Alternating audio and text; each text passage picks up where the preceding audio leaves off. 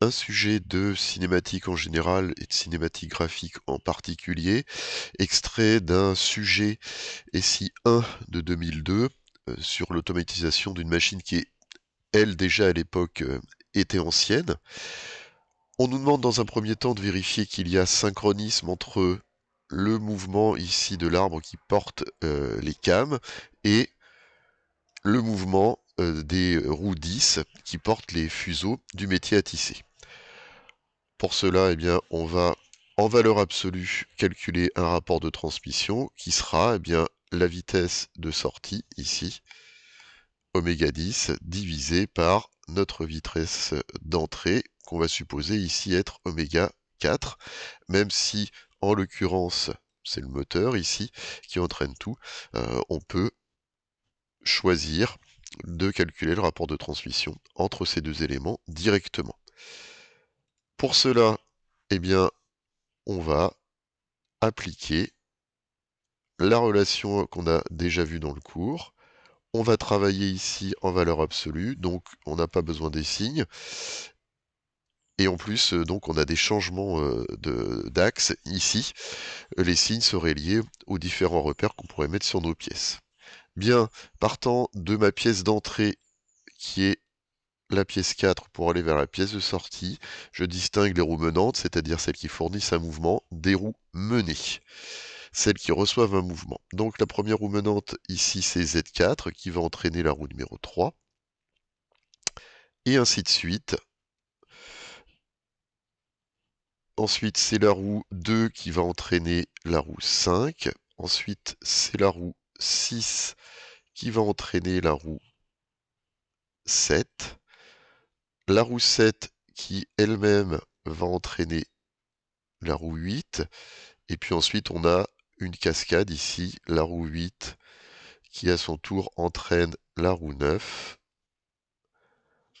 qui elle aussi est menante, pour finalement arriver à la roue 10. Je me rends compte ici que je peux faire déjà pas mal de simplifications, puisque j'ai des roues qui sont à la fois menantes et menées.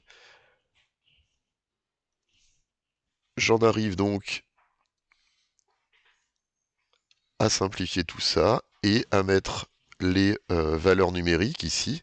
Z4 qui vaut 20, Z2 qui vaut 20, Z6 qui vaut 30, Z3 qui vaut 20 également, Z5 qui vaut 30, et enfin Z10 qui vaut 20. J'ai bien un rapport de transmission ici qui est égal à 1.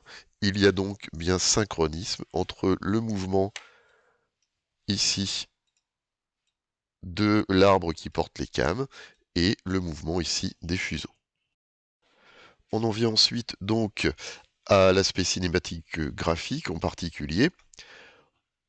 On a cette vue générale ici du système, on me demande de caractériser ici la vitesse du point J, de le tracer à cet endroit-là, même si elle était déjà tracée sur le document réponse. Donc, avant de la tracer, il faut que j'en détermine la norme, ici. Donc je sais que la norme de la vitesse du point J, élément de 1 par rapport à 0, eh bien cette norme-là, c'est la distance OJ que multiplie oméga de 1 par rapport à 0. Pour la distance OJ, ici, on peut travailler de façon semi-graphique, on va dire. Le sujet nous dit que R vaut 15, bien évidemment, millimètres, ici. Je peux mesurer à l'échelle OJ et OR, et puis faire donc la conversion. Ensuite, oméga, eh bien, la vitesse de rotation m'est donnée en tours par minute. Là aussi, il faut que je fasse la conversion. Et, in fine, quand on fait le calcul, la vitesse du point J, élément de 1 par rapport à 0, suivant la qualité de ses mesures et de son calcul, on doit obtenir quelque chose qui est de l'ordre de 0,27 mètres par seconde. Pour la résolution graphique, je vais utiliser les mêmes outils et les mêmes méthodes que précédemment. Mes outils, c'est pour passer d'un point à un autre dans le mouvement du même solide, je vais utiliser soit les caractéristiques du mouvement, soit la loi d'équiprojectivité, soit le centre instantané de rotation. Et pour passer autour d'un même point du mouvement d'un solide par rapport à un référentiel ou mouvement d'un autre solide éventuellement par rapport à un autre référentiel, je vais utiliser la loi de composition des mouvements. Donc dans la logique ici, j'ai tracé dans le document réponse, on a la vitesse du point J de 1 par rapport à 0. On va essayer de passer au mouvement du solide 4, le lier au mouvement du solide 2 par rapport à 0, arriver ici à passer du point B au point K dans le mouvement de 2 par rapport à 0, et enfin ici, en cédant des caractéristiques du mouvement de 5 par rapport à 3 et par rapport à 2, faire le lien donc entre la vitesse du point K et la vitesse du point C. J'ai esquissé ici la première étape donc de la résolution qui va me permettre de lier la vitesse du point J à la vitesse du point B. Pour faire cette construction, j'ai besoin de au moins 2 étapes intermédiaires. Il faut ici que je fasse un lien entre la vitesse du point J, élément de 4 par rapport à 0, et la vitesse du point J, élément de 1 par rapport à 0. Je vais utiliser ma loi de composition des vitesses, et ici utiliser la vitesse du point J, élément de 4 par rapport à 1. Je sais qu'il y a roulement sans glissement, ici, donc en J, de 4 sur 1. Donc cette vitesse-là est nulle. Je peux donc d'ores et déjà, ici, écrire que, ici, j'ai le vecteur vitesse du point J, élément de 4 par rapport à 0. Bien, de l'autre côté, eh bien, je veux faire un lien entre la vitesse du point B, élément de 4 par rapport à 0, et une vitesse dont je connaîtrais certaines caractéristiques, qui serait la vitesse du point B, élément de 2 par rapport à 0. Pour ça, j'ai besoin de la vitesse du point B, élément de 4 par rapport à 2. Ici, cette vitesse du point B de 4 par rapport à 2, elle est nulle ici, eh bien, car B est le CIR, ici, du mouvement de 4 par rapport à 2. Je peux d'ores et déjà dire ici que, eh bien, je vais pouvoir caractériser la vitesse du point B de 2 par rapport à 0 et donc de 4 par rapport à 0, puisque le mouvement de 2 par rapport à 0 est une rotation de centre A. Je sais que cette vitesse-là, elle est orthogonale ici à AB. Bien, j'ai maintenant deux vitesses ici de 4 par rapport à 0. Il y en a une que je connais entièrement et l'autre pour laquelle j'ai une caractéristique ici de direction. Je vais donc pouvoir faire le lien entre les deux. J'ai choisi ici d'utiliser donc le théorème d'équiprojectivité. Pour appliquer l'équiprojectivité entre J et B, j'ai d'abord tracé la droite qui relie J à B. Je connaissais cette vitesse-là, eh bien, je vais la projeter orthogonalement sur, ici, le vecteur JB. J'obtiens, je le surligne ici en vert, un projeté, et ce projeté-là, eh bien, je vais pouvoir le reporter à partir ici du point B, avec exactement la même norme et surtout le même sens. Bien, je sais ensuite que, eh bien, en traçant la perpendiculaire toujours à la droite JB, j'insiste bien sur le fait que les deux signes perpendiculaires sont sur la droite JB, eh bien, j'obtiens cette droite-là, sur laquelle je sais que se trouve l'extrémité de la vitesse du point B.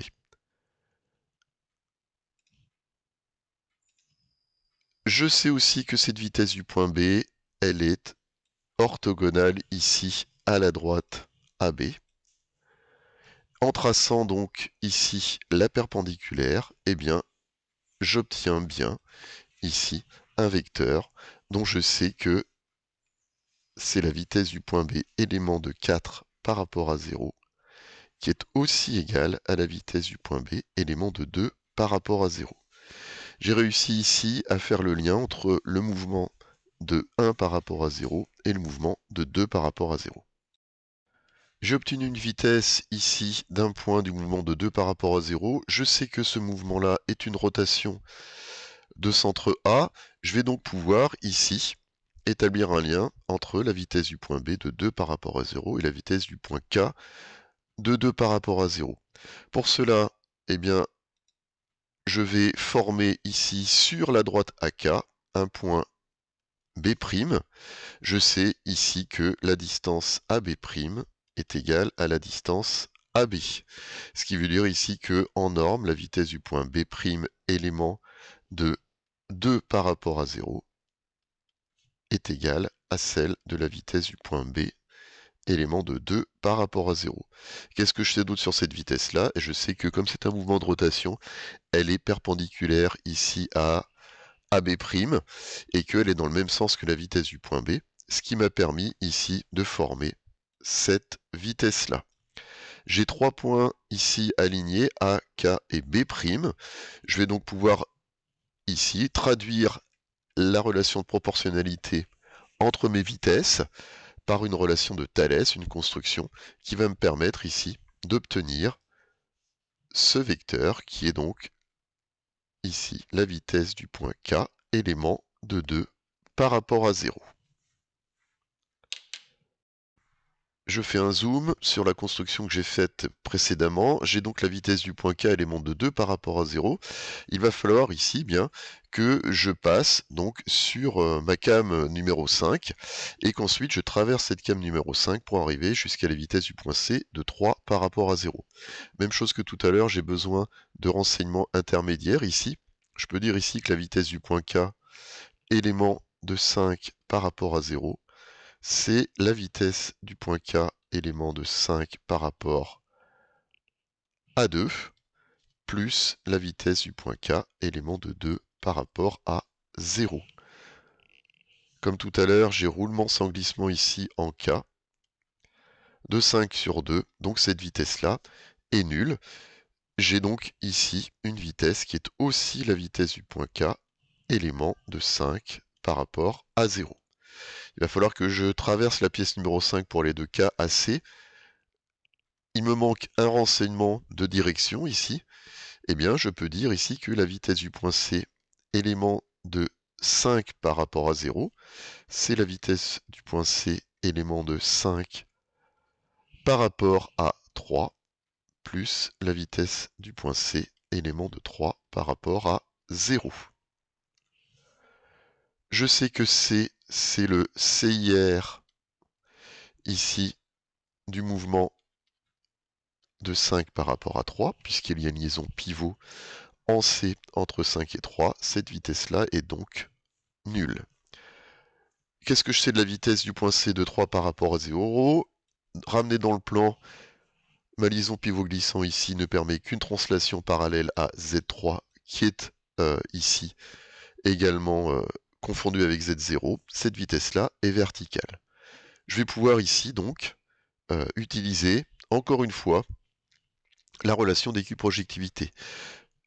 Je trace la droite CK, qui était quasiment matérialisée dans le sujet, et je sais que les projetés de mes deux vitesses sur ces droites-là sont égaux. Alors là, la construction est même un petit peu plus directe, puisque ici, je vois que si je prends ici une perpendiculaire à ma droite CK, et que je lui fais donc rencontrer une droite verticale, eh bien je vais matérialiser directement la vitesse du point C de 5 par rapport à 0, donc la vitesse du point C de 3 par rapport à 0. Pardon, C élément de 5 par rapport à 0, et je sais qu'elle est égale à la vitesse du point C élément de 3 par rapport à 0. J'aurais pu former ce projeté-là à partir de C, j'aurais obtenu exactement la même construction. Il me reste ensuite à faire l'application numérique. Si je mesure le représentant ici, la vitesse du point C, je vais le comparer au représentant de la vitesse du point J, dont je connaissais la norme tout à l'heure, et par une règle de 3, eh bien, je vais trouver ici que la norme de la vitesse du point C, élément de 3 par rapport à 0, est à peu près égale à 0,233 mètres par seconde.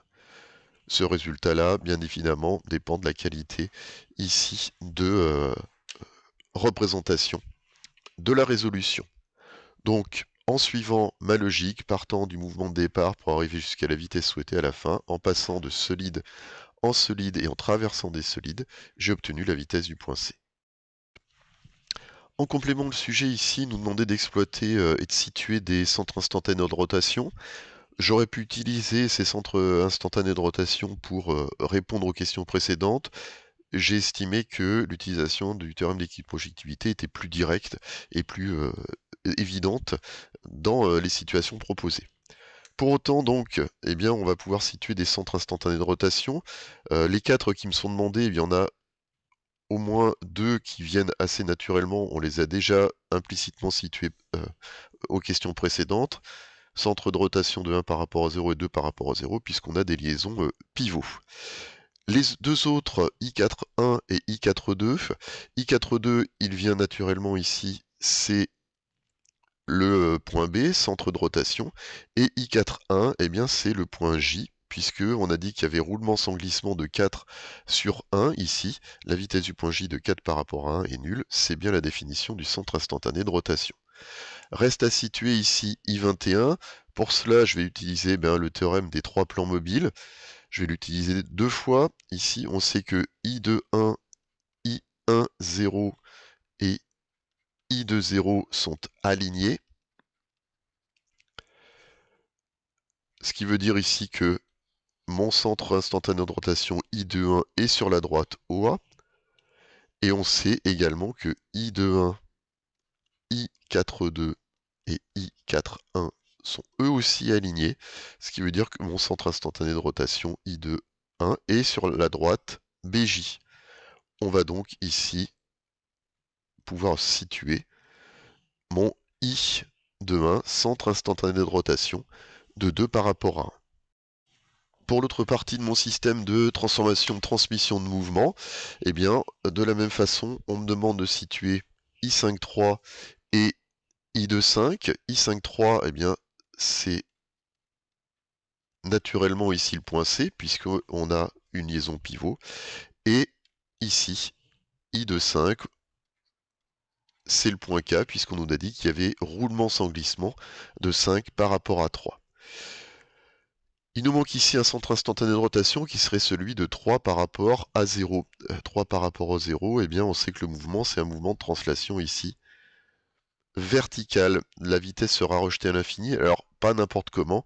On sait que implicitement, alors c'est une explication plus SI que mathématique, on va aller le chercher en traçant ici une droite horizontale. Pourquoi? Parce que si je trace n'importe quelle vitesse de 3 par rapport à 0, celle-ci est portée par Z0, et je sais que, propriété du centre instantané de rotation, il se situe sur une droite, ici qui passe par le point considéré, et qui est orthogonale à la vitesse.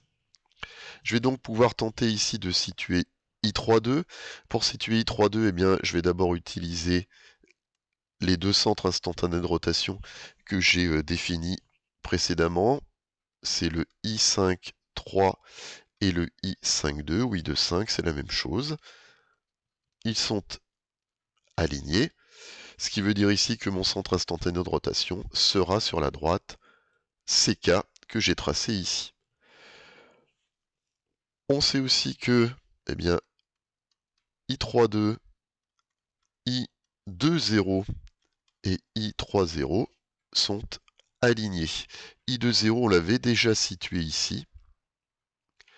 Et comme je l'ai dit tout à l'heure, eh bien, si je cherche I3.0, il faudra que je prenne la vitesse du point A, par exemple, de 3 par rapport à 0, tout à fait virtuel, mais c'est à peu près la nature de toutes nos vitesses, et que je le cherche sur une droite horizontale.